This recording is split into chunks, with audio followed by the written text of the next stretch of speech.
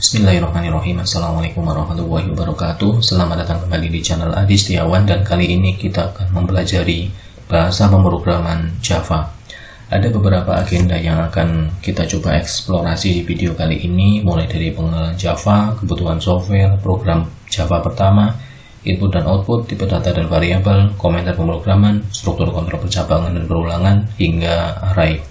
Materi ini secara umum mengcover hampir sebagian besar materi yang ada di pelajaran pemrograman dasar SMK, dan bisa saja sebagian materi pemrograman yang ada di level universitas. Baik, langsung saja kita mulai dari yang pertama.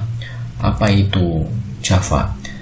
Ya, Java sendiri adalah salah satu bahasa pemrograman berorientasi objek yang diciptakan oleh James Gosling di perusahaan Sun Microsystems, yang kemudian perusahaan ini diakuisisi oleh Oracle, sehingga sekarang Java dimiliki oleh Oracle. Dan bahasa pemrograman Java ini salah satu bahasa pemrograman yang paling populer. Dibuktikan dari ranking yang ada di TOP.com, saat ini Java ada di peringkat 2, hanya kalah dari bahasa pemrograman C. Dan kita lihat secara lagi, Java ini dikembangkan oleh James Gosling dan timnya, Patrick Nafton, Mike Sheridan, yang mana mereka adalah bahasa pemrograman C++, sehingga secara kode ada kemiripan antara Java dan C++. Sementara C++ sendiri adalah pengembangan lebih lanjut dari bahasa pemrograman C. Jadi kalau dirunut, ada kakek atau mbah namanya C, punya anak C++, dan punya cucu namanya Java. Ya, sampai saat ini ternyata si mbahnya ini yang masih eksis di atas. Ya, tentu saja dari sisi popularitas nomor 2 ini bukan suatu hal yang buruk. Ini nomor 2 dari ratusan bahasa pemrograman yang ada di dunia. Dan kenapa Java bisa sepopuler itu, tentu saja ada alasannya. Saking populernya, hampir semua sekolah atau universitas pasti mengajarkan Java, terutama di mata pelajaran atau mata kuliah pemrograman berorientasi objek. Karena secara fungsi juga banyak yang bisa dilakukan dengan menggunakan bahasa pemrograman Java, diantaranya desktop GUI application, misalnya aplikasi kasir sederhana juga bisa dibuat menggunakan Java.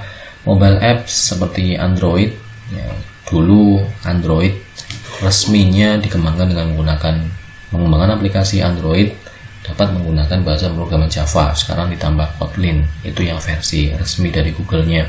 Lalu ada enterprise application, scientific, web-based, embedded, big data, distributed, cloud-based, web server, application server, software tool, dan tidak kalah juga gaming. Ada banyak yang bisa kita lakukan manakala kita mempelajari bahasa pemrograman Java. Tentu saja Anda bisa mengeksplor ini lebih lanjut, karena secara fungsi banyak sekali, termasuk di bidang perbankan, bidang finansial semacam itu lebih mempercayai Java dibandingkan bahasa pemrograman yang lain. Lalu saat Anda ingin membuat program Java, ada kebutuhan software dasar yang harus dipenuhi, yaitu Java Development Kit, JDK. Anda bisa mendownloadnya dari website resminya oracle.com. Anda bisa memilih Java SE berapa, kemudian pilih yang JDK download. Anda bisa memilih sesuai dengan sistem operasi yang Anda gunakan. Kalau menggunakan Windows, ya silakan sesuaikan saja. Di sini saya menggunakan Linux dan sudah terinstall Java. Ya, silakan di-download saja. Lalu kalau menggunakan Windows, Anda bisa melakukan setting tambahan setpad dengan cara semacam ini. Tentu Anda secara umum sudah paham caranya, tapi jika belum, Anda bisa menggunakan panduan ini, cara setpad Java di Windows. Klik kanan, Advanced System Setting, Environment, Pad, dan sebagainya. Windows 10 tidak terlalu berbeda seharusnya. Itu silakan dilakukan, dan nanti bisa dicek hasilnya dengan membuka CMD atau terminal dan mengetikkan Java C. Nah, kalau tampil tulisan seperti ini berarti setpad-nya sudah berhasil. Tapi jika ternyata tulisan yang muncul command not found atau semacamnya, ini berarti silakan cek lagi pengaturan pad di komputer Anda. Itu untuk setpad. Kemudian untuk kebutuhan lain, tentu saja menulis program Java bisa menggunakan text editor apapun, bahkan Notepad. Tetapi Kalau kita ingin membuat aplikasi yang skalanya lebih besar, misalnya aplikasi desktop misalnya, kita bisa menggunakan Apache NetBeans. Lalu jika Anda ingin menggunakan tools yang biasa dipakai oleh para programmer Java profesional, Anda bisa menggunakan IntelliJ IDEA seperti ini. Bukan berarti hanya dua ini yang bisa kita gunakan untuk membuat atau menulis kode program Java. Ada Eclipse, ada BlueJ, ada Saiti dan sebagainya. Tentu Notepad, Vim yang berbasis terminal juga bisa. Tinggal Anda pilih saja mana yang paling mudah, yang sesuai dengan spesifikasi komputer Anda, karena kalau IntelliJ agak berat juga. Dan untuk video kali ini saya tidak menggunakan Apache maupun IntelliJ, saya menggunakan text editor yang saat ini sedang trending, yaitu Visual Studio Code. Ya, tentu Anda sudah familiar dengan ini, silakan saja download di websitenya code.visualstudio.com, sesuaikan dengan sistem operasi Anda. Ya, memang terlihat tidak biasa ketika kita menggunakan VS Code untuk coding Java, karena biasanya VS Code ini untuk coding web dan sebagainya, tapi tentu tidak masalah. Toh Visual Studio Code juga memiliki dukungan terhadap bahasa pemrograman Java. Jadi untuk mengenal Java seperti itu, kebutuhan softwarenya sudah, dan sekarang kita beranjak ke program Java yang pertama. Pastikan Anda sudah menginstal JDK-nya, setpad-nya, kemudian Visual Studio Code-nya agar bisa mengikuti video ini terlepas dari sistem operasi apapun yang Anda gunakan. Nah, di sini saya akan membuat suatu folder. Di sini di dokumen saya membuat folder namanya Java. Ini adalah folder yang nantinya saya buka di VS Code dan semua kode Java akan saya masukkan di dalamnya. Ya, jadi kita buka saja Visual Studio Code, kemudian file, open folder, dokumen. Nah, Java ini kita open. Oke, sudah. Di sini sudah ada tulisan Java, yang berarti kita sudah siap untuk membuat file di situ. Sebelum melangkah lebih lanjut, salah satu kelebihan dari VS Code adalah adanya integrated terminal di sini. Jadi kita bisa mengetikkan kode di atas dan terminal tampil di bawahnya tanpa kita harus membuka terminal secara terpisah. Kita aktifkan saja dengan Ctrl plus backtick yang ada di bawahnya ESC itu. Ya, seperti ini. Tentu saja ketika kita mengetikkan Java juga saat setpadnya berhasil, Java juga bisa jalan di sini. Baik, yang pertama, saat kita ingin membuat file Java, kita klik saja new file di sini. Saya akan membuat file baru, file program Java baru namanya latihan. Oke, ini saya hapus dulu. Ya, new file latihan. Tidak berhenti sampai di sini. Ini adalah bahasa pemrograman Java yang akan kita tulis, jadi kita akhiri dengan .java. Sama seperti kalau kita mengetikkan kode Python, berarti .py, C++, .jpp, C dan sebagainya. Di sini ada tawaran untuk install recommended extension, tidak dulu. Ya, sekarang kita fokus saja dulu di latihan.java ini. Salah satu aturan penting yang ada dalam bahasa pemrograman Java adalah nama file ini juga harus kita gunakan menjadi nama kelasnya, nama kelasnya. Oke, kelas itu apa? Kelas itu seperti cetakan, blueprint yang nantinya digunakan untuk membuat objek baru. Materi ini akan sulit dipahami kalau baru pemula, jadi skip saja. Nanti silahkan diperdalam di materi yang memang khusus membahas OOP-nya Java. Intinya di sini ada nama file latihan.java dengan huruf L kapital, berarti kita harus membuat file baru dengan nama kelas latihan dengan nama tulisan latihan yang sama persis. Tidak boleh berbeda satu huruf saja, tidak boleh beda besar kecilnya huruf satu saja. Kemudian ada suatu baris kode yang disebut main method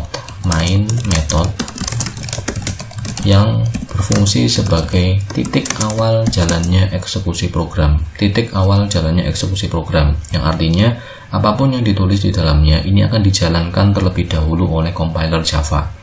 Ya, karena nantinya kita akan banyak membuat fungsi atau metode seperti public void apa dan sebagainya, dan yang akan dijalankan terlebih dahulu adalah yang ada kata-kata mainnya.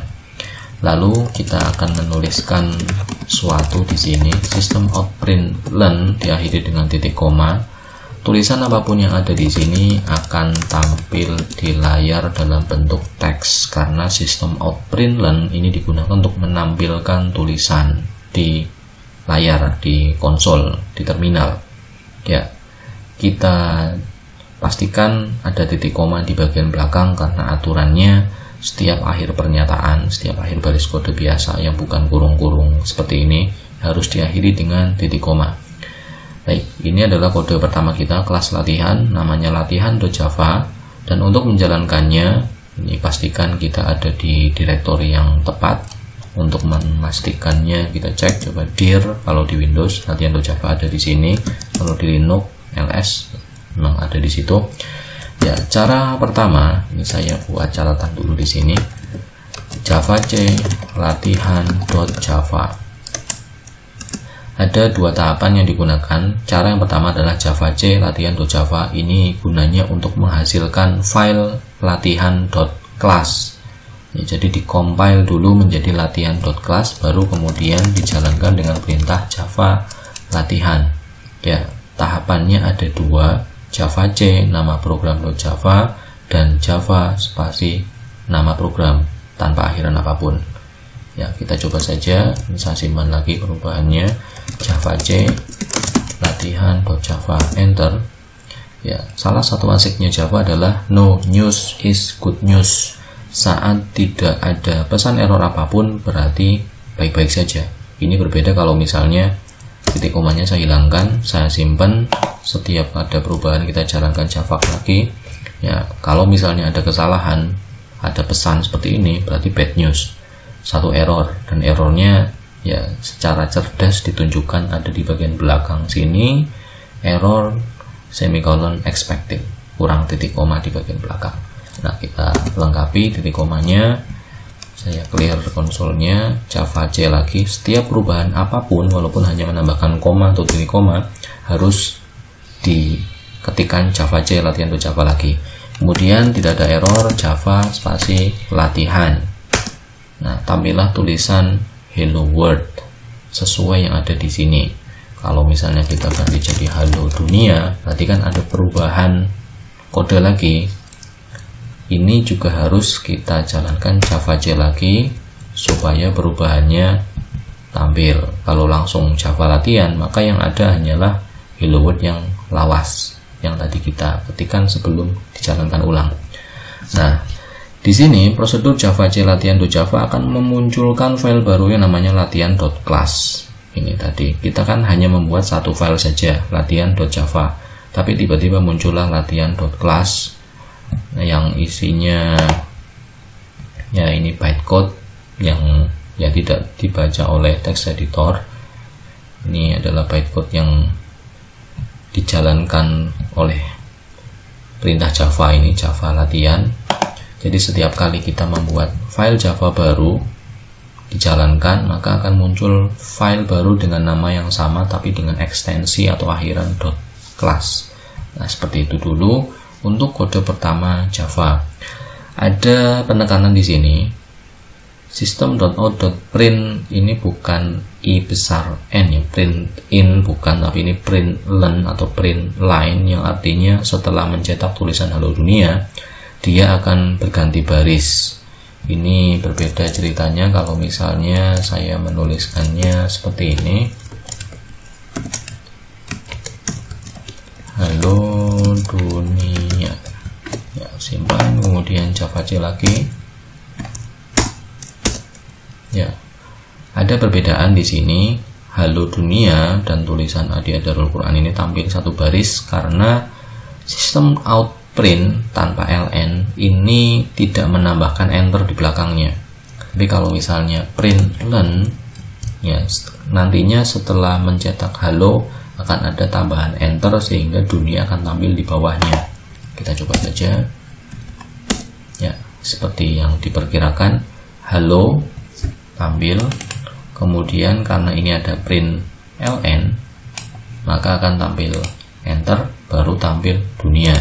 Karena dunia ini hanya print, berarti tulisannya tidak ada enternya, sehingga baris berikutnya akan tampil di bagian kanannya. Oke, seperti itu. Dan print ln ini alias menambahkan enter ini bisa kita ganti dengan \n. Bedakan antara slash dengan backslash. Jadi kalau saya tuliskan seperti ini, halo \n, ini juga akan menghasilkan tampilan yang sama dengan yang tadi, karena ln print new line ini bisa digantikan dengan \n. Jadi untuk menambahkan enter kita bisa menambahkan \n seperti itu. Nah, ini kode program Java yang paling sederhana untuk menampilkan tulisan tapi dalam mode teks. Yang perlu dicatat adalah Java itu kan tidak hanya untuk CMD saja, tapi juga bisa digunakan untuk mode GUI, Graphical User Interface. Meskipun sederhana, kita coba buat saja, karena yang paling asik dari pemrograman adalah saat kita mencoba dan ternyata jadi. Di sini saya membutuhkan library atau paket tambahan yang ada di sistemnya Java, namanya Java Swing, dan kita akan memanggil kelas JOptionPen. Nah, kemudian yang ini saya hapus karena tampilannya sekarang akan saya ubah menggunakan tampilan yang berbeda.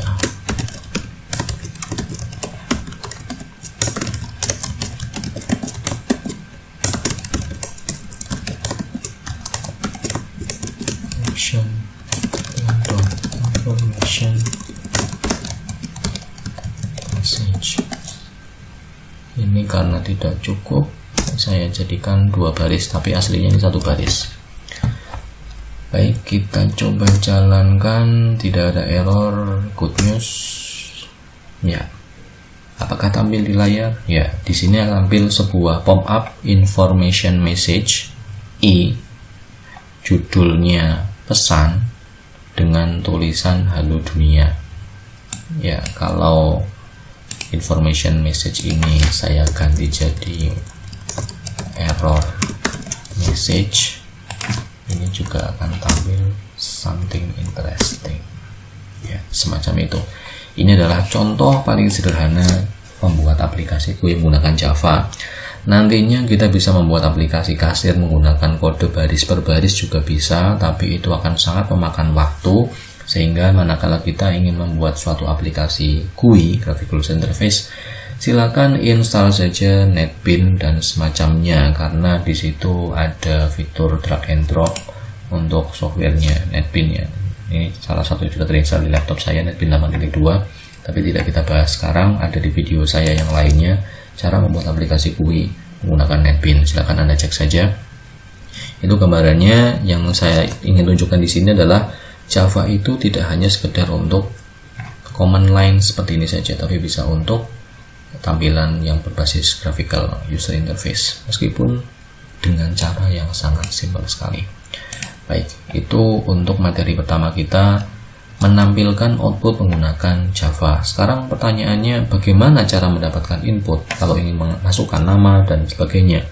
Kita akan menggunakan konsep yang hampir sama dengan JOptionPen. Kita membutuhkan import, tapi kali ini importnya bukan JOptionPen, tapi import java.util utility scanner. Nah, perbedaannya beda. Ini Java Swing dan Java Util ini berarti foldernya memang lokasinya beda. Ada di folder Java, di dalamnya ada util, ada scanner.class dan semacamnya. Karena JOptionPen tidak kita butuhkan lagi, kita buang saja. Sekarang kita menggunakan scanner. Scanner ini sebagaimana namanya digunakan untuk men-scan, mendapatkan input.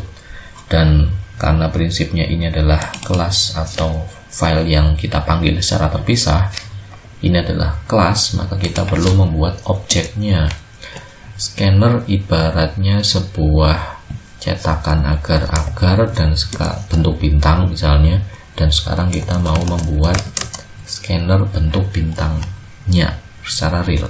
Scanner ini adalah cetakannya, kita mau membuat agar-agar bentuk bintang dengan nama scan sebagai scanner yang baru untuk mendapatkan input ya, analoginya semacam itu. kita buat objek baru dengan nama scan dari kelas scanner sebagai scanner yang baru untuk mendapatkan input. Ya, ini sih semacam itulah. Oke, tidak harus bernama scan, bisa X, bisa D atau semacamnya, bisa nama kita sendiri, tapi kan nama variabel, di sini nama variabel haruslah yang singkat padat jelas, semacam itu. Kita sudah membuat objek baru scan, berarti kita bisa menggunakan scanner untuk mendapatkan input. Caranya bagaimana? Kita tuliskan dulu pesannya terlebih dahulu. System out print. Di sini saya menggunakan print. Masukkan nama Anda. Nah, print berarti nanti tidak akan menambah enter di bagian belakang, dan sekali lagi pastikan setiap akhir pernyataan selalu ada titik komanya. Di sini string nama sama dengan scan.next line. Nah, di sini saya menyiapkan variabel wadah dengan nama, tipe datanya string karena saya ingin menyimpan sekumpulan kata-kata. Nama itu kan kata-kata, bukan angka, yang nantinya akan ditangkap oleh scanner yang baru kita ciptakan, dan dia akan menangkap apapun sampai kita menekan tombol enter. Jadi mau ratusan karakter bla bla bla enter, akan dia tangkap semuanya, disimpan dalam variabel atau wadah nama ini. Lalu tinggal kita siapkan saja tempat untuk menampilkannya. Nama Anda adalah plus nama. Di sini ada plus, berarti kita mau menyambungkan tulisan ini dengan isi yang tadinya kosong, lalu kita isi dengan inputan yang dimasukkan. Kita coba saja. Java C latihan.java, tidak ada error. Java latihan. Nah, tampillah, masukkan nama Anda sebagaimana yang ada di sini. Sampai di sini scanner belum kita gunakan karena baru masukkan nama Anda. Saya ketikkan Adi Setiawan. Sekarang kita lihat di sini adalah next line. Sampai saya menekan enter, nanti semua tulisan ini akan disimpan dalam variabel nama, lalu ditampilkan kembali bersama dengan nama Anda adalah. Ya, tampillah seperti ini. Saya mengetikkan Adi Setiawan dan nama Anda adalah Adi Setiawan. Oke, semacam itu. Itu penggunaan scanner.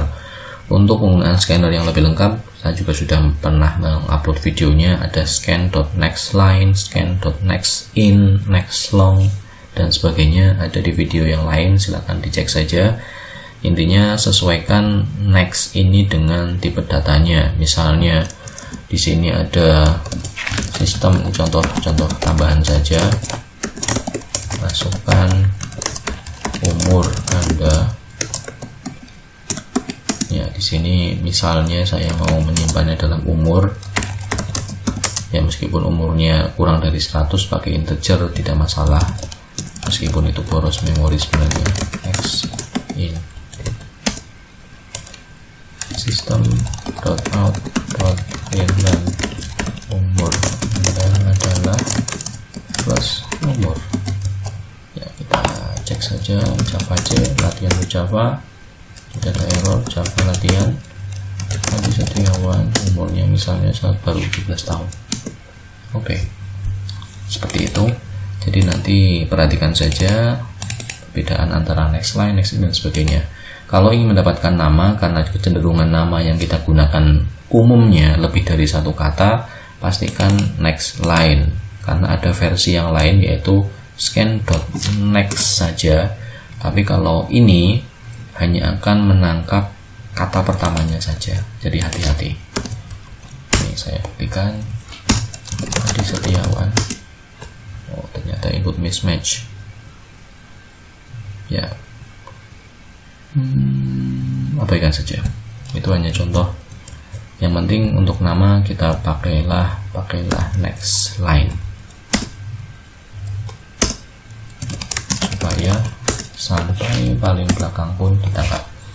Oke, itu untuk input kita, atau saya cenderung menggunakan scanner karena ya menurut saya ini yang paling mudah digunakan, paling terbiasa menggunakan ini. Import java.util.scanner S-nya besar, kita buat objek baru scanner, nama objeknya apa sebagai new scanner system in, kemudian cara pakainya seperti ini. Bukan berarti hanya ada scanner, ada juga buffer reader dan sebagainya, tapi yang paling terbiasa yang sering saya gunakan adalah scanner. Ketika kebutuhan saya sudah cukup, saya terbiasa menggunakan scanner untuk itu. Untuk mode yang CMD ya, kalau sudah menggunakan GUI tentu saja sudah dengan aplikasi secara visual. Itu untuk inputnya. Materi kita berikutnya adalah tipe data dan variabel. Sejauh ini kita sudah melihat yang namanya tipe data dan variabel. Di sini ada string nama, integer, umur. String ini adalah tipe data, nama ini adalah variabel. Nah, variabel digunakan untuk menyimpan data. Di sini adalah scan.nextLine, ini akan menangkap isi nama tadi Adi Setiawan, disimpan dalam variabel dalam wadah nama. Umur 17 ini berasal dari sini, kemudian disimpan dalam variabel umur. Nah, tipenya integer. Integer ini berarti untuk bilangan bulat. Sementara string ini untuk sekumpulan kata-kata, lebih dari satu kata, lebih dari satu karakter yang panjang itu bisa. Itu gambaran umumnya, dan secara lengkapnya ada beberapa tipe data dan tipe data yang akan sering kita gunakan di pemrograman Java. Yang pertama untuk himpunan atau sekumpulan data angka bilangan bulat. Kita akan mengenal yang namanya byte, short, integer, dan long. Kemudian untuk angka pecahan, angka bilangan bulat, satu saja, angka bulat. Oke. Pecahan kita bisa menggunakan float dan double.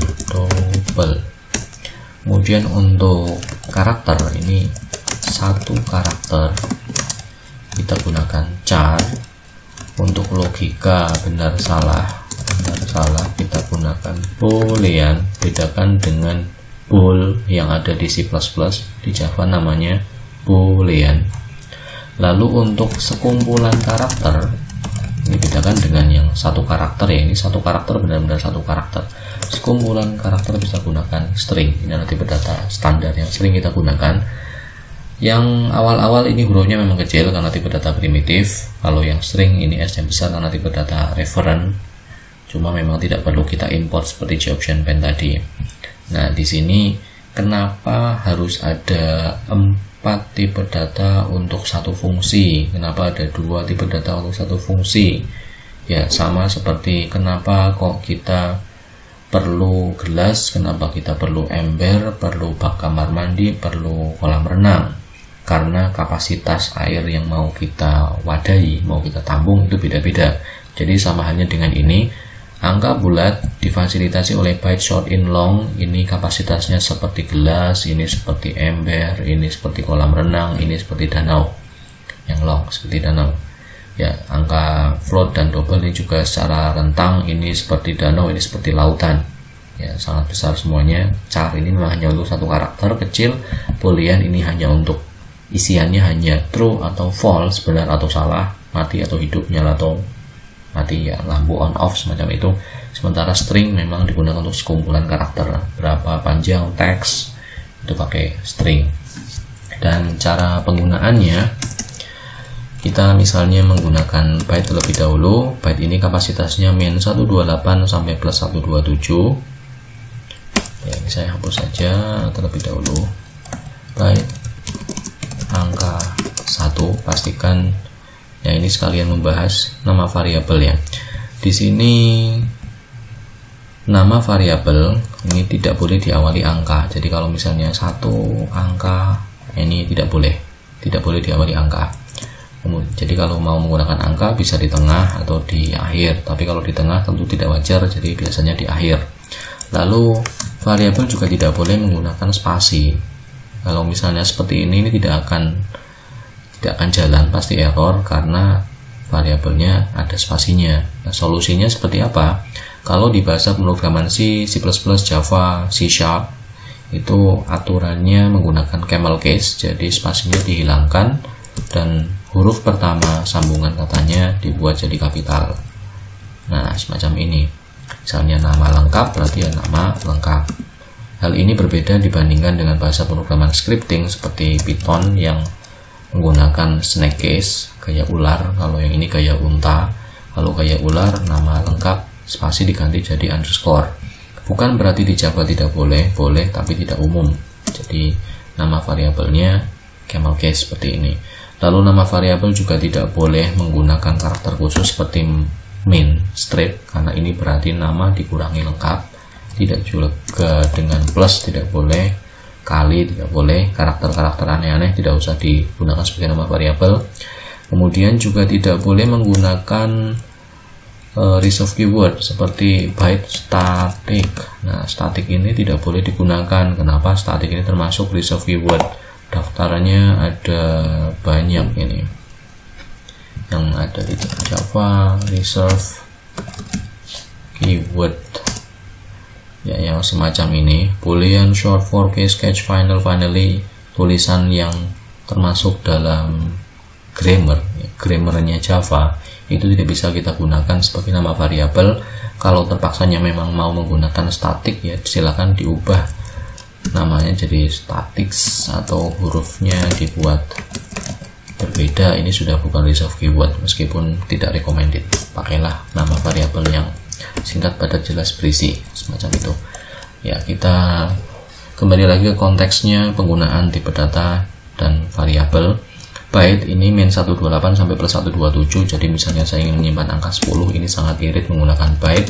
Kemudian short angka 2, ini saya ingin menyimpan angka short, itu kapasitasnya dari min 32768 sampai plus 32767, jadi 30 ribuan, masih muat. Integer ini kapasitasnya 2 miliaran, jadi saya isi 1 miliar atau 1 juta dulu, ya pasti muat di integer. Sementara kalau 1 juta saya simpan di short, ya pasti tumpah-tumpah, sama seperti air satu kolam renang dimasukkan ke dalam ember. Jadi sesuaikan dengan kebutuhannya. Kemudian untuk long ini di atas 2 miliar, untuk memudahkan menghafalnya di atas 2 miliar. Tapi kalau misalnya kita tuliskan 3 miliar semacam ini secara langsung, ini nanti akan memunculkan error karena long harus diakhiri dengan huruf L, ya, untuk memaksa agar angka ini memang disimpan dalam tipe data long. Kemudian untuk float pecahan 1, ini juga float punya karakteristik mirip seperti long. Kalau kita ingin menyimpan dengan tipe data float harus diakhiri dengan F. Jadi hanya long dan float saja, yang lainnya tidak usah. Double pecahan 2 ini 7,777, ya biasa. Lalu untuk karakter, nah di sini perhatikan dengan cermat. Char petik 1 dan hanya 1 karakter saja, 1 karakter, tidak bisa lebih dari 1. Ini pasti akan error. Jadi kalau misalnya ingin menyimpan golongan darah, apakah pakai char boleh? Ya kita lihat saja golongan darah apa, A, B, AB, dan O. Ada AB, pasti lebih dari 1 karakter, char tidak akan jadi, pasti error. Char hanya untuk 1 karakter dan diupdate pakai petik 1. Boolean logika, isinya hanya ada 2 kemungkinan, true atau false, benar atau salah. Lalu string tadi sudah kita gunakan. Nama ya berarti untuk sekumpulan karakter, dan di sini petiknya 2. Ya semacam itu. Kita coba tampilkan dengan menggunakan sistem outprint learn. Ya di sini saya ingin menampilkan angka 1, isinya apa?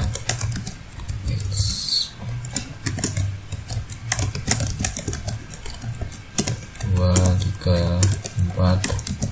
Di sini pecahan 1. Pecahan 2, kemudian karakter, logika, dan nama.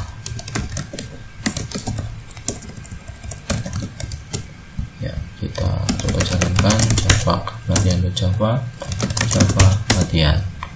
Ya, as expected 10, 30.000, 1 juta, 3 miliar, 675, 77 A, false, Adi Setiawan, sama seperti inputnya yang ada di sini. Dan kita review lagi, kalau misalnya ingin menambahkan kata-kata, misalnya Anda memasukkan, nah di sini 2 ketik 2, silakan sambung dengan operator plus atau tambah. Setiap ada perubahan, Java latihan, lalu Java latihan. Di sini Anda memasukkan 10. Itu untuk tipe data dan variabel secara ekspres. Silakan, kalau dibilang dihafalkan, pada dasarnya sama seperti kita belajar bahasa Inggris. Di bagian awal tentu ada hafalannya. Byte, short, in, long, float, double, char, boolean, string. Long dan float diakhiri dengan L dan F. Ya, paling hanya itu. Kapasitas byte, short, in, long, kalau misalnya angka yang kita masukkan umum, jutaan atau puluhan ribu, pakai integer, ini lebih umum. Kemudian untuk pecahan ada float dan double, tapi double lebih umum. Ya, cuma kalau memang mengejar efisiensi memori untuk perangkat embedded system misalnya, ya silakan sesuaikan dengan yang paling irit saja. Char hanya untuk satu karakter dan diapit petik 1. Boolean hanya true atau false, benar atau salah. Dan kalau membutuhkan input data yang lebih dari satu karakter, sekumpulan karakter, silakan gunakan string. Ya, seperti itu. Kemudian langsung ke materi berikutnya. Di sini ada komentar pemrograman. Komentar. Oke, di sini ada masanya saat kita menuliskan kode program kita membutuhkan catatan. Ini adalah contoh tipe data Java. Ya, saya simpan. Saya niatnya menuliskan ini sebagai catatan saya saat nanti membuka program ini lagi. Saya tahu, oh ini adalah contoh tipe data Java. Tapi ternyata ketika dijalankan, loh malah error. Titik koma expected ini contoh tipe data Java. Semuanya menyebabkan error. Karena apa? Tulisan ini adalah contoh tipe data Java adalah tulisan yang tidak dikenali oleh sintaksnya Java. Tidak ada dalam grammarnya Java. Padahal niat kita hanya sebagai catatan. Nah, disinilah fungsi dari komentar pemrograman berperan. Ada 3 jenis komentar yang ada dalam Java. Yang pertama, untuk satu baris kita bisa menambahkan double slash di bagian awalnya. Ini kalau disimpan hanya dengan menambahkan 2 karakter itu, maka tidak ada error. Ini no news is good news, tampil apa adanya. Ini untuk satu baris. Jadi kalau misalnya mau menambahkan lagi, ya tambahkan backslash lagi. Kalau ternyata ini dirasa tidak praktis, cara yang kedua adalah komentar untuk lebih dari satu baris. Kalau yang tadi kan ini untuk satu baris. Lebih dari satu baris, caranya dengan diapit slash bintang dan bintang slash. Ya, ini juga akan no news is good news. Catatan tetap ada, tapi komentar ini adalah baris kode yang akan diabaikan oleh Java C, jadi dianggap tidak ada. Ya, benar-benar diabaikan. Yang pertama tadi pakai slash, yang kedua slash bintang slash, lalu ada bagian ketiga di Java yang bentuknya slash bintang slash. Ini fungsinya juga sama untuk lebih dari satu baris, tapi punya fungsi khusus untuk mengenerate dokumentasi. Ya, nanti Anda bisa mengecek fungsinya di Java slash bintang yang ada 2 sama yang 1. Nah, di sini kan ada perbedaannya seperti apa, nanti bisa dicek saja. Intinya itu spesifik untuk Java. Kalau yang ada di C, C++, C# sama yang slash dan slash bintang slash. Oke. Ini saja. Ini komentar Java. Komentar tadi tekniknya pakai ini slash bintang slash dan slash bintang slash. Di Java ada 3 jenis komentar. Fungsinya untuk membuat catatan, membuat dokumentasi yang sekiranya diperlukan dalam pemrograman, sehingga ketika kita membuka kode kita di suatu hari nanti, kita masih tahu fungsinya untuk apa. Ya, itu materi tentang komentar pemrograman. Sekarang kita masuk ke materi yang semakin asik, yaitu struktur kontrol percabangan, perulangan, dan array. Ya, kita buat file baru saja, namanya percabangan.java. Nama file sama dengan nama kelas percabangan. Kita buat main metodenya public static void main string.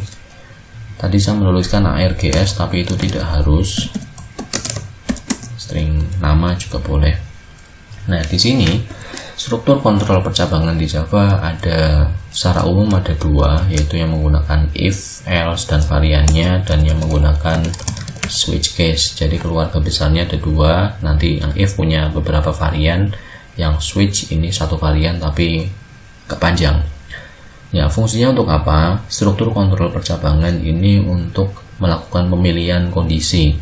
Contoh kasusnya, jika ya, ada kata-kata jika umur Anda lebih dari 17 tahun Anda boleh masuk bioskop, jika tidak Anda tidak boleh masuk. Ya, semacam itu. Kasus-kasus yang menggunakan jika ketinggian airnya di atas 1 meter, tampilkan pesan sinyal bahaya atau semacamnya. Ya, kita bahas dulu dari if-nya. Ya, misalnya saya memiliki nilai saya 85. Saya ingin membuat program yang kalau nilainya di atas 75 tampil pesan lulus, jika tidak tampil pesan gagal. Berarti jika nilai lebih besar sama dengan 75, system.out.println lulus.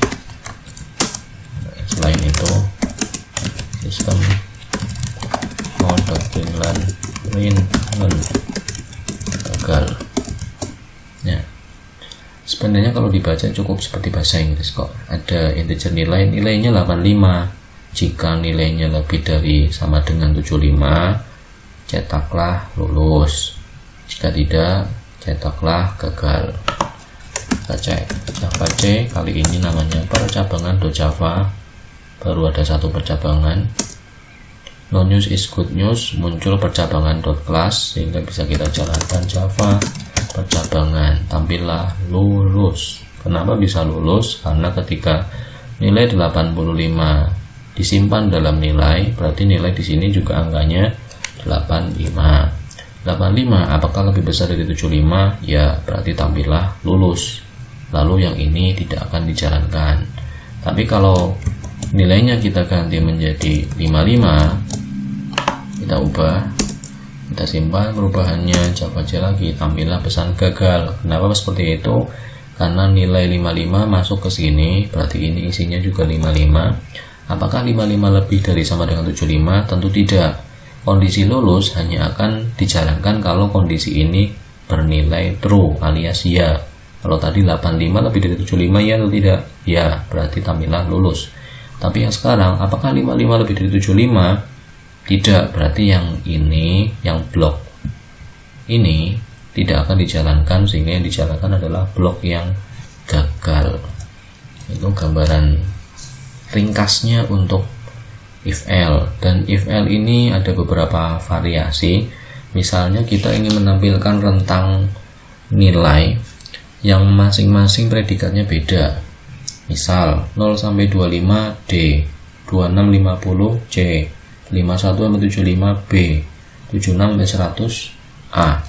Nah, itu juga bisa kita gunakan if. Jika nilainya lebih dari sama dengan 0 dan nilai kurang dari sama dengan 25, sistem out println D. Else if nilai lebih besar sama dengan 26 dan nilai kurang dari sama dengan 50, sistem out println C. Else if nilai lebih besar sama dengan 51 dan nilai kurang dari sama dengan 75, sistem out println B. Else if nilai lebih besar sama dengan 76 dan nilai kurang dari sama dengan 100, sistem out println A. Nah, di sini kita bisa mengakomodasi kalau nilainya ternyata tidak valid. Tidak valid itu misalnya kurang dari 0 atau lebih dari 100, sistem out println nilai tidak valid. Nah, sekarang kita coba Ini sintak utuhnya seperti itu. Java C percabangan Java, Java percabangan B. Kenapa bisa seperti itu? 55 secara sekilas saja kita lihat tentu kan lebih besar dari 51 dan kurang dari 75, berarti pasti B. Ya, itu secara sekilas saja melihatnya seperti itu. Tapi kalau mau dilihat secara lebih rinci, 55 lebih dari 0 enggak? Ya. 55 kurang dari 25? Tidak. Ya dan tidak. Logika dan beda. 1 dan 0, hasilnya 0, berarti false. D tidak akan dicetak. 55 lebih dari 26? Ya. Kurang dari 50? Tidak. 1 dan 0. 1 kali 0, 0, berarti false. C abaikan. 55 lebih dari 51? Ya. 55 kurang dari 75? Ya. 1 dan 1, true and true, true. B dicetak. Nilai lebih dari 75? 55 lebih dari 76? False, 0. 55 kurang dari 100? True, 0 and 0 dan 1, false and true, false. A tidak akan dijalankan, ini juga tidak akan dijalankan. Ambillah B. Otomatis kalau ini saya ganti jadi min 95, ambilnya adalah nilai tidak valid. Karena apa? Di luar rentang 0 sampai 100. Jadi itu contoh percabangan yang pertama menggunakan if else dan berbagai variasinya. Yang ini adalah if else dengan berbagai syarat, dan di dalam if pun kita bisa menambahkan if lagi kalau mau. Nanti sesuaikan saja dengan konteksnya. Misalnya di sini ada if lagi, if apa, masuk ada else lagi, itu juga bisa terjadi kasus seperti itu. Jadi yang if else di sini hanya akan dijalankan jika if ini terpenuhi. Jadi if di dalam if atau if else bersarang semacam itu. Ya, ini contoh percabangan yang menggunakan if else. Sekarang kita lanjutkan dengan file yang baru, percabangan 2.java. Ya, ini untuk mengakomodir switch case. Jangan lupakan public static void main string. Ya, saya punya angka sama dengan 3. Switch angka case 1, system out println 1, break case 2. Ini saya katakan system out println 2, break case 3, system out println 3, break default, system out println tidak tahu.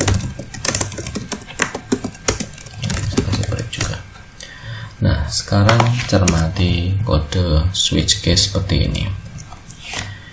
Prinsipnya ini seperti if else, tapi kondisinya agak berbeda karena tidak bisa mendukung rentang, tidak bisa pecahan, dan harus dicek satu persatu. Maksudnya seperti ini. Saya punya angka isinya 3. Angka ini kita masukkan ke dalam switch case. Berarti switch angka. Angka isinya berapa? 3. Berarti di sini isinya 3. Case 1 ini artinya apakah 3 sama dengan 1? Ya, hampir seperti itulah konsepnya. Apakah 3 sama dengan 1? Tentu tidak, berarti yang ini lewat. Apakah angka 3 sama dengan 2? Tidak, berarti ini lewat. Apakah angka 3 sama dengan 3? Ya, berarti harusnya ini tampil 3 nantinya. Sisanya default tidak akan dijalankan. Kita cek dulu. Java percabangan 2.java, Java percabangan 2, 3. Nah, default ini fungsinya seperti else untuk mengakomodasi yang tidak masuk dalam case. Case ini mirip seperti if. Jika isian ini sama dengan ini. Nah, intinya seperti itu. Jika 3 sama dengan 1, 1. Ini kita coba saja, angka 3 saya ubah jadi 1.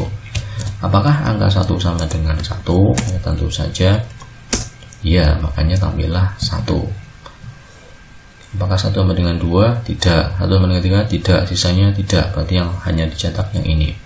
Jadi case ini fungsinya mirip seperti if. Default fungsinya sama seperti else. Nah sekarang apa fungsinya break? Break ini digunakan untuk membatasi blok. Artinya saat suatu kondisi sudah terpenuhi, apakah 1 sama dengan 1 tampil, dia berhenti sampai di sini, keluar dari blok switch case. Kalau ini tidak ada, ini saya beri komentar. Ini kan sekali lagi komentar pemrograman, hanya untuk catatan, yang artinya kalau ada suatu kode kita tambahi komentar, berarti ini seperti tidak ada. Seperti tidak ada. Ada tapi tiada. Ya. Kalau kita jalankan, kita cek dulu. Tadi kalau angkanya 1, berarti tampilnya 1. Sekarang kalau kita jalankan lagi, tidak ada error. Apakah Anda menjumpai perbedaannya? Tadi 1, sekarang 1, 2. 1, 2.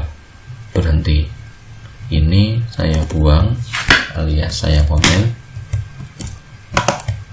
Saya bersihkan. Saya jalankan lagi. 1, 2, 3. 1, 2, 3 berhenti.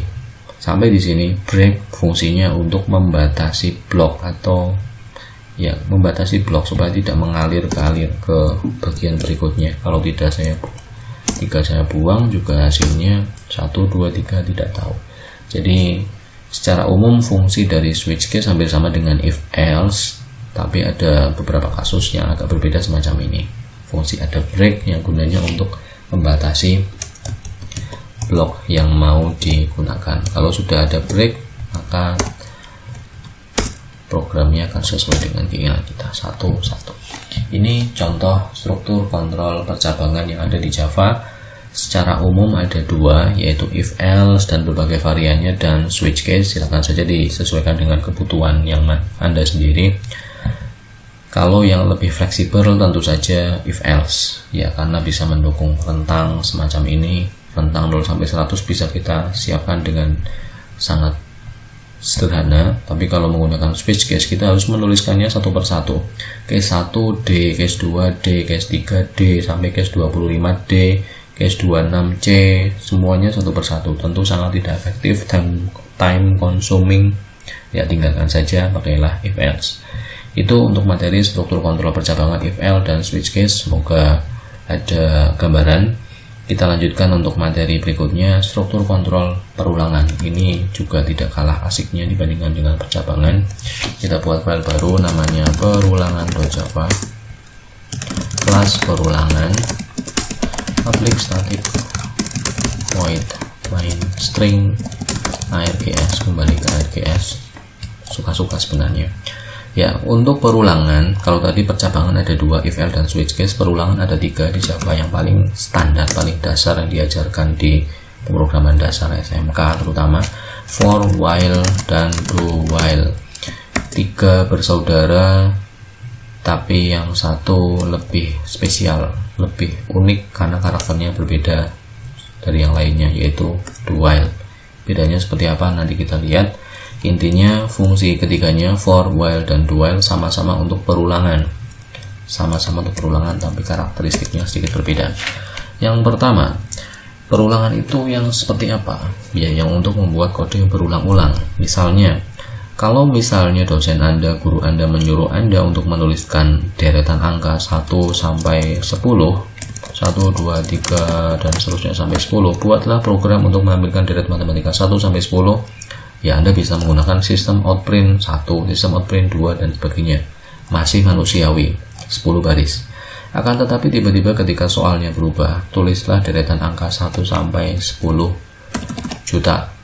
Itu sudah mulai tidak manusiawi, tinggalkan. Karena kalau harus menuliskan satu persatu, itu sangat membuang waktu, sehingga digunakanlah struktur kontrol perulangan seperti ini. Jika ingin membuat perulangan 1 sampai 10, ya ini komentar 1, 2, 3, dan seterusnya sampai 10, maka kita bisa menggunakan struktur kontrol perulangan yang aturannya seperti ini ya sebelum ke for. Saya ingin membuat deret 1, 2, 3 sampai 10, maka acuannya ada 3. Yang pertama, nilai awalnya berapa? Nah, di sini nilai awalnya 1. Nilai akhirnya berapa? Di sini 10. Selisihnya berapa? Selisih itu artinya antara angka pertama dan kedua itu berapa, konsisten atau tidak. Di sini 1 ke 2 berarti kan selisihnya 1, 2 ke 3 selisihnya 1. Nah, satu lagi tambahannya, meskipun sebenarnya sudah termaktub ke sini, naik atau turun. Naik atau turun itu artinya 1 ke 2 ke 3 itu naik atau turun angkanya. Nah, naik. Kalau naik maka nanti tanda yang digunakan adalah ini, kurang dari. Tapi kalau ini ya, kalau naik tandanya kurang dari, kalau turun tandanya lebih dari. Nanti kita lihat saja. Tapi intinya fokusnya di sini. Nilai awalnya berapa? 1. Nilai akhirnya 10, selisihnya 1. Berarti kan nilai awal ditambah 1. Ini bisa kita wujudkan dengan perulangan for. For integer x sama dengan nilai awalnya berapa? X tadi kan 1, 2, 3 angkanya naik, berarti tandanya kurang dari, sama dengan nilai akhirnya berapa? 10. X sama dengan X ditambah 1. 1 itu dari mana? Selisihnya. System.out.print X, saya tambahi spasi biar ada jaraknya antara angka 1, 2 dan seterusnya. Java C perulangan.java perulangan tampillah seperti ini, 1, 2, 3, 4 dan seterusnya sampai 10. Ada jaraknya karena di sini kita tambahi spasi. Kalau misalnya tidak ada, ya bersiaplah untuk jelimet melihat deretan angkanya seperti itu ya. Jadi kita tambahkan spasi saja. Kalau ada kasus perulangan, cek selalu nilai awalnya berapa, nilai akhirnya berapa, dan selisihnya berapa. Karena kalau misalnya konteksnya berubah, buatlah deret angka dari 100, 98, 96, terakhirnya 0. Nah, ini kan konteksnya berubah. Selalu tetapkan nilai awalnya berapa, 100. Nilai akhirnya berapa, 0. Selisihnya berapa? 100 ke 98, berarti kan dikurangi 2. Nah, dikurangi 2. Ini angkanya juga turun. Pasti nanti tandanya di sini lebih dari. Ya, kita mulai saja. For integer x sama dengan nilai awalnya berapa? 100. Ya, nilai akhirnya berapa? 0. Naik atau turun? Dari 100 ke 0 kan turun. Tandanya berarti lebih dari. Selisihnya berapa? Dikurangi 2, X berarti X min 2. Simpan Java C, Java ya, 100 ke 0. Pasti akurat, benar, dan cepat dengan menggunakan perulangan. Jadi teknik yang kita gunakan seperti itu. For, ada 3 isian, nilai awal, akhir, dan selisihnya. For ini sering kita gunakan kalau kita memang tahu jumlah perulangannya berapa. Tapi kalau misalnya buatlah perulangan selamanya, nah itu nanti peran saudaranya yang kedua yaitu while. Ya, tapi sebelum ke sana kita ganti dulu. Kalau for caranya seperti ini. Kalau dengan cara yang sama, dengan angka yang sama tapi menggunakan while, kodenya akan berubah jadi seperti ini. Kalau for isiannya bisa taruh dalam semuanya. Kalau di while, integer x sama dengan 100. Selama x lebih dari sama dengan 0, system.out.print x plus spasi kurung tutup x sama dengan x min 2. Kita simpan. Ini saya clear. Karena ada perubahan, kita java lagi, java perulangan, hasilnya sama. Basically, secara prinsip, for ke while intinya hanyalah memindahkan posisinya. tulisan integer X sama dengan 100, titik koma ini kita cut, kita pindahkan keluar. Kemudian for kita ganti menjadi while. Lalu while ini kan selama apa? Selama X masih lebih dari sama dengan 0, jalankan ini, jalankan X nya berapa, lalu X nya dikurangi terus menerus sampai akhirnya X bernilai 0. Ini while. Dan untuk saudara yang ketiga, do while, ini juga secara struktur hampir sama. Integer X sama dengan 100.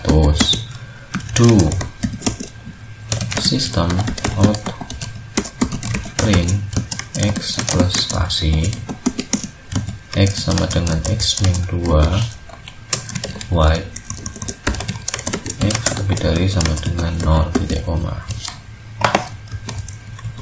Java C berulangan, Java berulangan, hasilnya sama persis.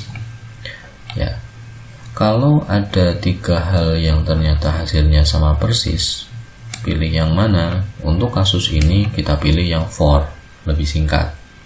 Ya, meskipun ketiganya menghasilkan hal yang sama. Lalu bedanya di mana? Ada beberapa kasus, misalnya kasus kita mau membutuhkan perulangan yang selamanya, seperti yang tadi saya sampaikan. Perulangan selamanya kita menggunakan while. Misalnya while true itu kan kondisi benar. Ketika selalu benar, system out print 1 plus spasi. Clear. Semoga tidak terjadi chaos di sini.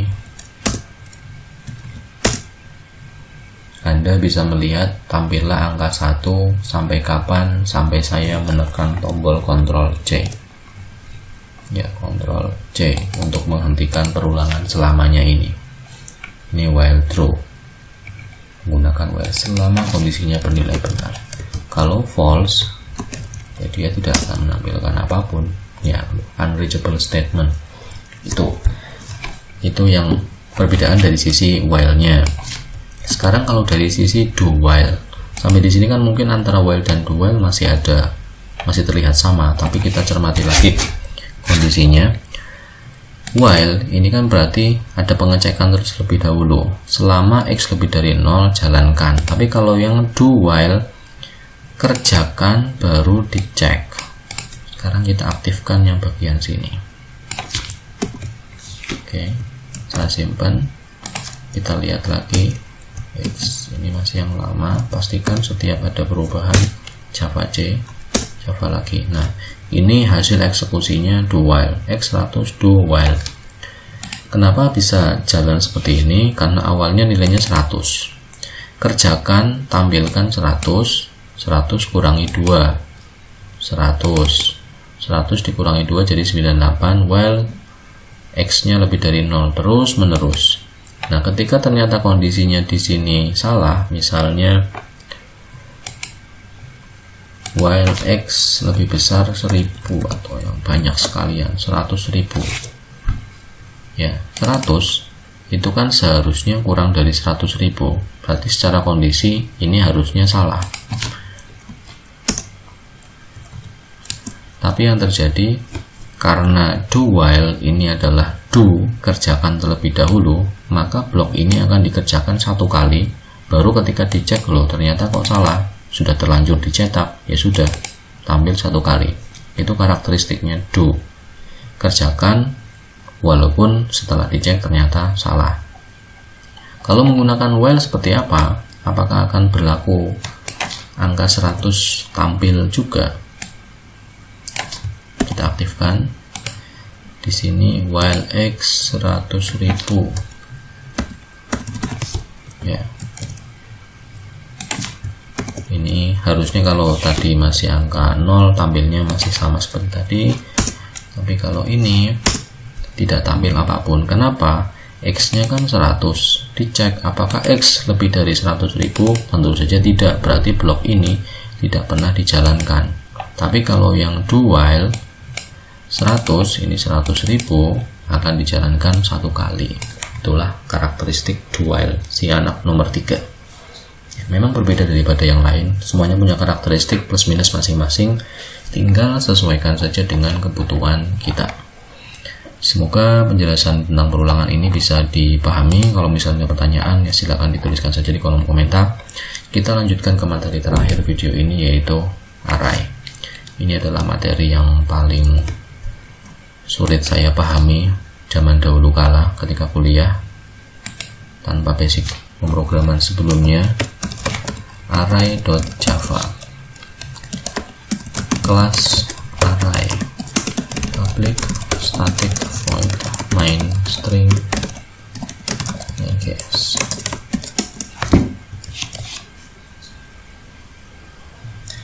Oke. Ada suatu kasus, misalnya saya ingin menyimpan angka siswa, nilai siswa dari nomor urut 1 sampai 36. Nilai 1, nilai siswa yang absennya nomor presensinya 1, 90. Nilai siswa yang presensinya 2, 100, perfect. Nilai 3, nomor urut 3, dia remedi 55. Terus sampai terakhir nilai siswa nomor presensi 36, dia 75. Hanya untuk menyimpan nilai saya membutuhkan 36 baris kode. Ya memang nilainya 36 siswa. Dan ini kalau ditampilkan, tampilkan nilai siswa satu persatu, sistem out print learn nilai 1 dan seterusnya sampai 36. 3 dan seterusnya sampai nilai siswa 36. Nah, ini saya potong. Tapi konsepnya harusnya sampai. Hanya untuk menyimpan nilai 36 orang siswa, kita membutuhkan 36 baris kode inisialisasi nilai, 36 variabel yang berbeda-beda, nilai 1, 2, 3 sampai 36, yang secara prinsip tipe datanya kan sama.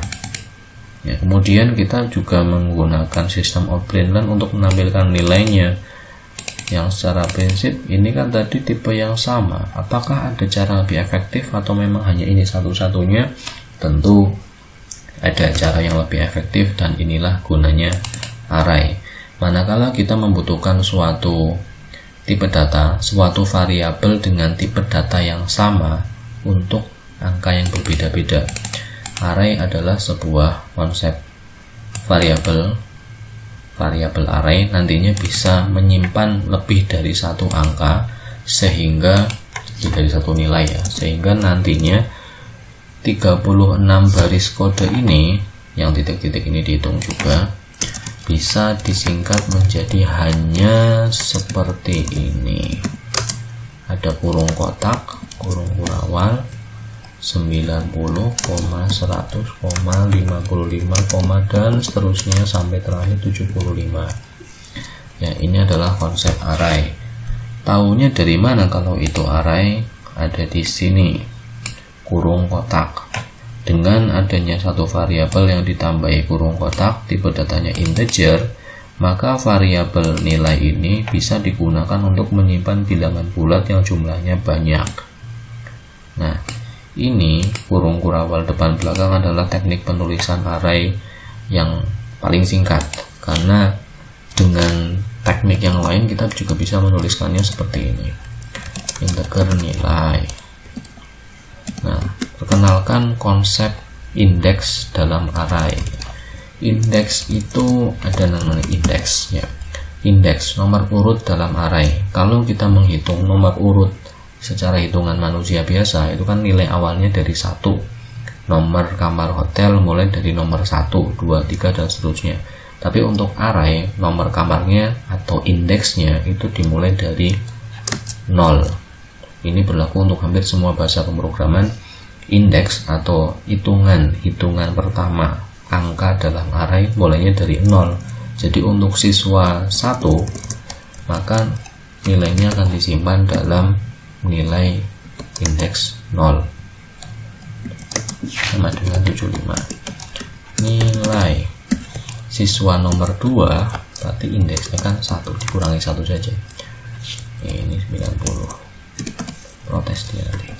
100 nilai siswa 3 berarti kan yang indeksnya 2, 55, terus sehingga yang siswa terakhir, siswa nomor urut manusianya 36, di array dia menempati indeks 35. Ya, ini juga cara penulisan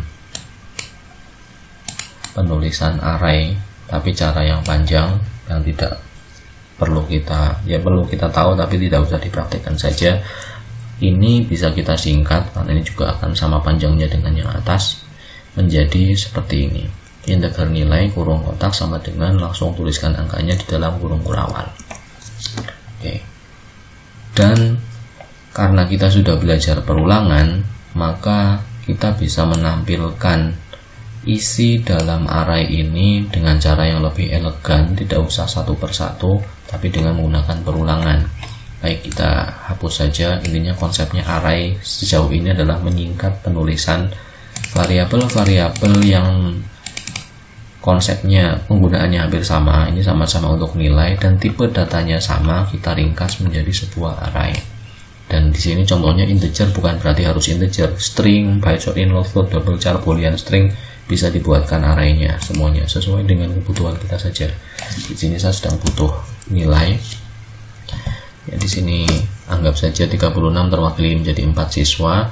Daripada harus menuliskan satu persatu seperti ini, kita bisa menggunakan perulangan. Dan sekali lagi ingat konsep indeks dalam array mulainya dari 0. Jadi kita bisa menggunakan perulangan for integer x. Nilai awalnya berapa? Karena indeksnya array mulai dari 0, berarti x sama dengan 0. X kurang dari nilai dot length, panjangnya nilai, x sama dengan x plus 1. System.out.println nilainya plus nilai kurung kotak x, yang artinya akan terjadi perulangan dari 0 sampai nilai dot length kurangi ya nilai dot length, tapi kan tidak ada sama dengan, berarti tidak ikut. Nilai dot length itu apa? Di sini ada nilai length, ini berarti panjangnya berapa? 1, 2, 3, 4. Akan terjadi perulangan sampai dari 0 sampai 0, 1, 2, 3. 4 nya kan tidak ikut karena tidak ada sama dengan, x sama dengan plus 1. 0, 1, 2, 3. Indeksnya 0, 1, 2, 3. Kenapa? Karena indeks dari dalam array 0, 1, 2, 3. Sehingga kalau disimpan, dijalankan java c array.java array 90, 100, 55, 75, tampil semuanya dengan cara singkat, elegan, tidak usah menuliskan 36 baris dan 36 baris, tapi cukup diwakili 1 baris dan 3 baris. Dan ini juga akan mudah kalau misalnya kita mau menambahkan angka-angka baru. Ya. Saya hanya menambahkan angkanya saja tanpa mengubah perulangannya. Java C array.java, ya, otomatis semua teratasi. Ini adalah konsep array yang ada dalam pemrograman Java. Ini array satu dimensi, istilahnya satu dimensi ditandai dengan satu pasang kurung kotak. Di sini juga kurung kurawalnya satu pasang. Ya, ini kasus yang paling umum, paling sederhana, array satu dimensi. Tapi ada juga yang namanya array multidimensi, 2 dimensi, 3 dimensi, dan seterusnya. Meskipun sejauh yang saya tahu 2 dimensi biasanya sudah cukup untuk kebutuhan yang paling ekstrim yang pernah saya terima. 2 dimensi itu seperti apa? Berarti ada array di dalam array, integer angka. Nah, ini ada kotak-kotaknya, ada dua pasang kurung kotak, berarti dia adalah array 2 dimensi. Dan di dalam array ini berarti ada array yang lain lagi. Nah, kalau mulai bingung, kembali lagi ke konsepnya. Kalau ada satu kurung kurawal, satu pasang kurung kotak, berarti ini array satu dimensi. kurung kurawal paling luarnya, paling kirinya juga 1. Di sini kalau kurung kotaknya 2 berarti array 2 dimensi. Di sini kalau dicermati nanti kalau ada angkanya misalnya 4,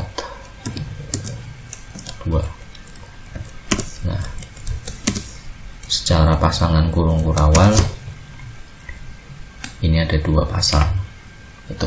Dan konsepnya juga secara sederhana ini sama, meskipun awalnya akan terlihat membingungkan untuk pemula. Kembali ke konsep array, indeksnya dimulai dari 0. Jadi kalau misalnya saya ingin menampilkan angka 9, ini dia ada di indeks berapa? Kalau yang 90 kan jelas, ini kan array 1 dimensi 0, 1, 2, 3, 4, 5, dan seterusnya. Nah, kalau ini bagaimana? Kalau bingung, kita pisahkan seperti ini terlebih dahulu ya, agar lebih ada spasinya. Ingat, array 2 dimensi, ini array, ada array di dalam array. Kita lihat dari yang terluarnya dulu. Kalau kita anggap ini adalah satu angka seperti ini, berarti ini indeksnya 0. Kalau ini kita anggap angka seperti yang ini, berarti indeksnya 1. Berarti ini indeksnya 0, ini indeksnya 1. Oke. Nah, masalahnya di dalam array yang indeksnya 0 ini ada array lagi. Ngitungnya dari 0 juga, 0, 1. Yang di sini 42, tadi kan 0, 1, ini indeksnya 1, tapi di dalamnya ada array lagi juga 0, 1. Berarti angka 9 ini ada di posisi array indeks 0, 1. 5 ada di posisi 0, maaf, karena ngitungnya dari 0 lagi. 5 ada di posisi ini saya tuliskan satu persatu dulu. Ini yang array luarnya. 9 dan 5 ada di array indeks ke 0. Nah, 9 dan 5 ada di array 0, 4 dan 2 ada di array indeks 1. Nah, di dalamnya 9 ini indeksnya 0, 5 indeksnya 1, karena ngitungnya dari 0 lagi. 4 ini juga 0, 2 ini 1. Jadi angka 9 ini posisinya integer angka indeks 0, 0, 5, 0, 1, 4 berarti 1, 0, 2 berarti 1, 1. Sehingga ini saya komentar biar nanti tidak ikut tereksekusi. Kalau saya tuliskan, saya komentar juga, berarti tinggal array multidimensinya, 2 dimensinya saja. System out println angka kurung kotak 0, 0. Apakah yang akan tampil di situ? 9. Kok bisa? 9, 5 ada di indeks 0, 9 ini ada di 0, 5 di 1. Jadi 0, 0. Kalau saya ganti jadi 1, 0, yang tampil berapa? Kembali array luarnya 1. Ini 0, ini 1. Oke. Yang belakang 0, berarti yang depan 4. Ya, semacam itu. Dan harusnya mulai ada gambaran. Pastikan saat berurusan dengan indeks, kita tidak menuliskan indeks yang tidak ada. Contoh 9542 ini kan di dalamnya ada indeks 0 dan 1. Kalau misalnya saya tuliskan 1, 2, apakah yang akan terjadi? Ada error saat dijalankan index to out of bound for length 2, array index out of bound exception. Kita mengakses indeks yang tidak ada, karena yang sering lupa kan hitungan indeks mulai dari berapa? 0. Kalau jumlahnya 2, berarti kan indeksnya 0 dan 1, bukan 1 dan 2. Jadi yang ini pasti akan memunculkan error gara-gara salah indeks. Tapi kalau 1, 1 harusnya tidak ada masalah karena yang akan tampil adalah angka 2. Baik, seperti itu agenda pemrograman Java yang bisa kita bahas pada video kali ini, dari pengenalan sampai array. Semoga ada gambaran atau memberikan gambaran untuk Anda yang baru belajar pemrograman. Ini tidak didesain untuk penjelasan yang super komprehensif. Silakan Anda simak video dari channel lain yang lebih lengkap, lebih mendalam. Video ini saya buat untuk memberikan gambaran awal, karena ketika saya belajar pemrograman, saya ingin mendapatkan gambaran sebenarnya caranya seperti apa sih, sampai saya mendapatkan input seperti ini, sampai mendapatkan output seperti ini, sampai ke konsep yang agak advance tapi dengan cara yang sederhana, yang cepat. Baik, begitu saja. Terima kasih atas perhatian yang diberikan. Saya akhiri video ini. Terima kasih atas perhatian yang diberikan. Sampai jumpa di video berikutnya. Assalamualaikum warahmatullahi wabarakatuh.